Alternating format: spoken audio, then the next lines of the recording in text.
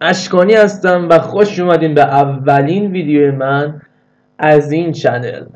دوستان، اولین آموزش ما اینه که چطور بتونیم قبل بازی آنتی ویروس و اتصال به اینترنتمون رو قطع کنیم. شاید برای شما پیش اومده خیلی که آقا چیکار کنم، من چطور قبل از بازی آنتی ویروسمو قطع کنم و نتمو خاموش کنم که موقع نصب بازی هیچ مشکلی برام پیش نیاد و ارور نده وقتی خواستم برم داخل بازی. ببین، شما دو تا روش داری برای اینکه آنتی ویروس تو غیر فعال کنی. اولین روشش پایین صفحه واسه کسایی که پی سی دارن و لپتاپ فرقی نمیکنه. اینجا یه ویندوز سکیوریتی میاد که عکس یک سپریه، اینجوری تیک هم بعد حتما باشه که یعنی بدونی فعاله.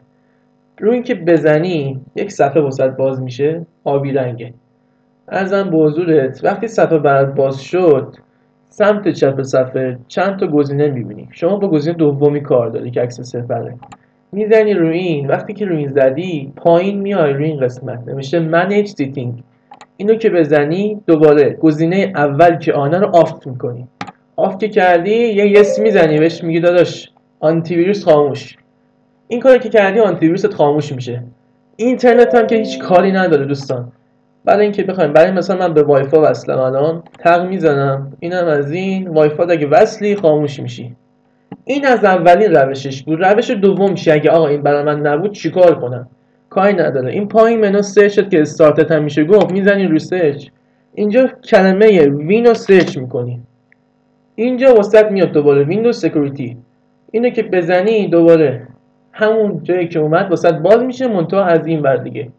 حالا خواستی باز دوباره دو مرتبه چیزش کنی، آنتی ویروس تو روشن کنی، دوباره میزنی، یه پیام باز بعد بیاد فکر کنم. اگر نیومد که هیچی، اگر ما دوباره اون یسو بزنی، اینجا آنتی ویروستون دیگه فعال میشه. یک دو بار باگ میخوره، بعد واسهتون درست میشه. حالا فرق این دوتا بازی چیه دوستان؟ آقا میگی چجوری من بازی که نصب میکنم این علامت میاد، سپره میاد که دوتا آبی این و یه زردم این و، ولی یه بازی دیگه مثلا نداره. این دقیقا همون کارو کرده. اگر آنتی ویروست روشن باشه و بازی نصب کنی، 100% علامت این آنتی ویروسه میاد که میگه آقا تایید شده توسط من مثلا.